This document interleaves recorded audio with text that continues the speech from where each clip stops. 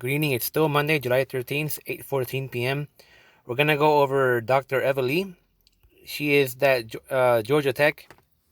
Those of you who have been following the SARS-2 news from the beginning will remember a couple of months ago there was a Georgia Tech that got involved in some trouble. And she is a operations type of reporter that creates models that can study disasters like pandemics. She's a very smart individual. But she has been silenced by the U.S. and she has been clipped from doing her research from her computer, just from her labs. She's still trying to work. I'm not sure how, but she's a very valuable mind towards fighting the pandemic.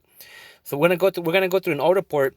Then we're gonna go through an email that she responded about maybe 5 to 6 days ago. So here's Eva Lee. This is a rundown from her recent live stream. She said that the non-vulnerable asymptomatic infected are the ones super spreading and don't even know they are. Masks are not just for their protection, but others' protection from them. So we do know that the majority of people who are asymptomatic are spreading it and not knowing it, because unlike the first SARS, whereas in you're not infectious till you show symptoms, with SARS-2 you can have it, not show symptoms, and still be spreading the infection. How the masks. We can talk about the mask all day, but you wear a mask so you don't take much of a viral load to become infected, and you also wear a mask so in case you are infected, your virus particles stay in your mask. They don't go into the air and infect other people. Coronavirus came to America much earlier than reported.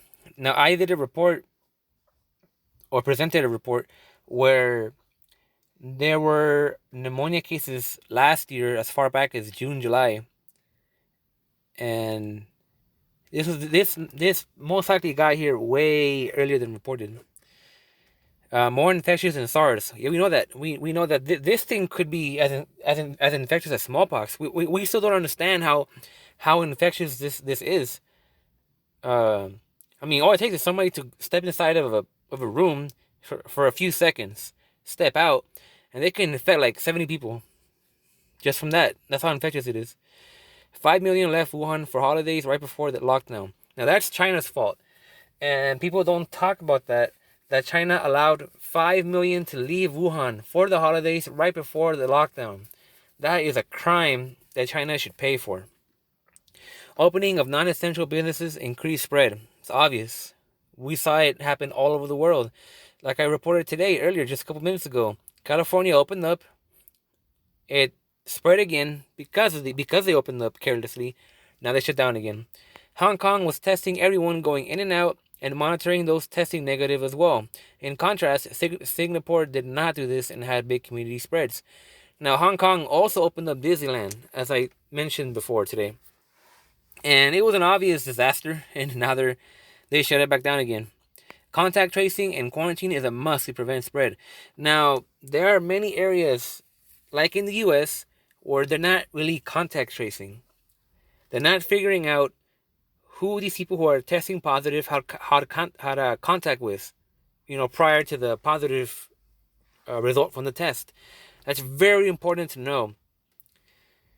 It's not being done. People are defying quarantine, going out, going to COVID parties, doing all these, nonsensical things.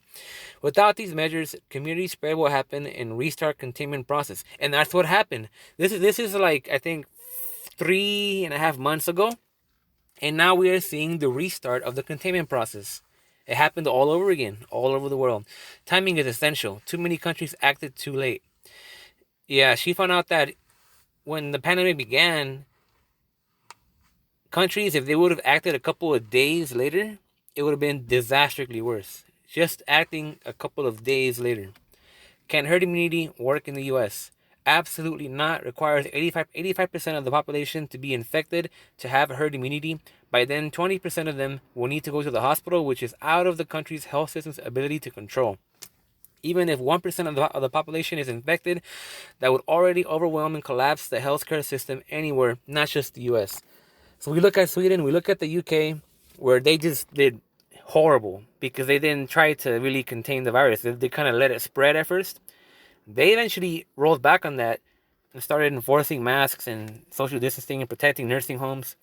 So herd immunity cannot work, especially with all the studies that are coming out that are showing that people who are testing for antibodies, who are getting this immunity, are seeing it wear off after a couple of months, which means that if you catch this, it seems like it's possible you can catch it again and again and again and again.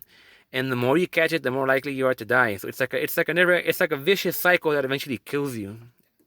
That's kind of like what we're seeing today, but we need more information, more studies to look into that. U.S. is not testing well, and they're still not. They're still not. Testing is horrible in the U.S. People are waiting a week for results. People need to make schedules and wait just over a week to get tested. Supply of tests are running out. That's just really bad. It's really bad. And then there's like all the talk of how tests are faulty and causing all these false positives and false negatives. Average person doesn't seem to be aware that virus can survive and be infectious for up to 17 days, as in Diamond Prince's study. So we know that the virus can survive for a long time on different types of surfaces. It can survive on human feces, human urine. It can survive on plastic, stainless steel. It can survive in the air. People don't know that this is a very infectious virus. Italy responders were traumatized to see a healthy 25-year-old infected suddenly drop dead from heart attack. A colleague told her the story. We have endless amounts of cases of young, healthy people just dropping dead, getting sick and dying of things that they had no kind of history about before, like heart attack, kidney failure, brain damage, blood clot from causing death strokes. It's ridiculous. Cardiac arrest.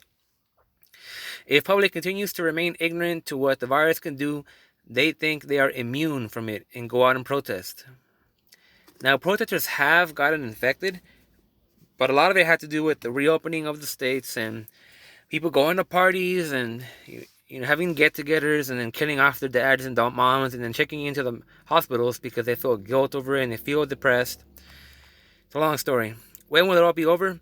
Unfortunately, at least 2 years if we are lucky and don't have a second wave, and if we have a vaccine. So people are already having second waves. There is still no vaccine nowhere in sight. We are not lucky.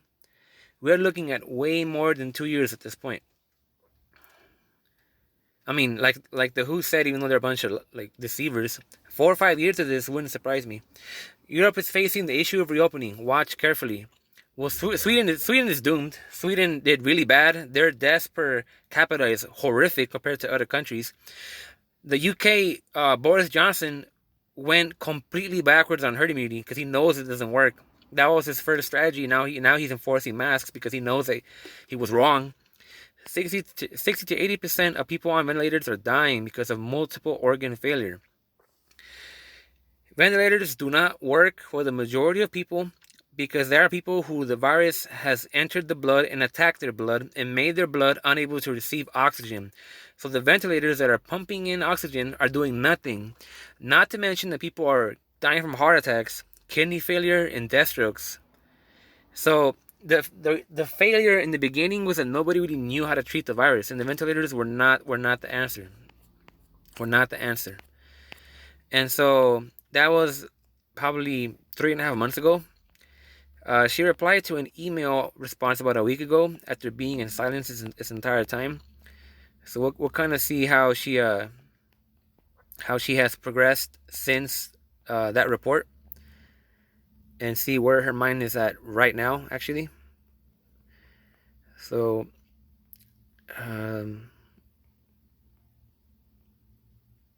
should be right here. Yeah, right here.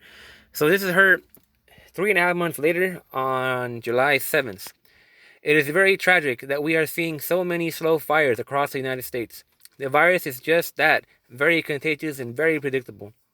If everyone can practice social distancing, wear face masks, and maintain good personal hygiene, we can keep the virus at bay. Any move that promotes congregation of people, it spreads like wildfire. Perhaps young people think they won't get sick even if they are infected. Please make sure they don't think that way. The virus has caused severe neurological disorder among the young. Some healthy adults have to fight for their lives for 2-3 months and in the hospitals and lost their limbs and part of their bodies from infection. We've seen the people that need amputations.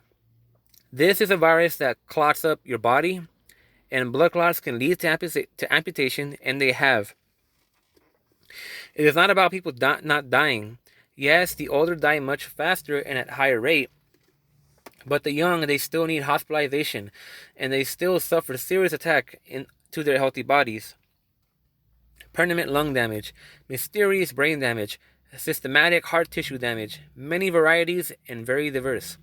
I continue to work hard and help and determine optimal strategies, but my wings are totally clipped and I am unable to serve in the best possible way for the knowledge and expertise that I am trained for. It pains me deeply to see people suffer on so many levels, and I can still predict and see things a few months ahead of others. People need to know we have to all work together to keep this virus down. It is everyone's responsibility. It is not about politics. It is about us being able to take responsibility about ourselves and about others. I believe we can all do that without failing so miserably. I hope you are well and safe. Best, Eva.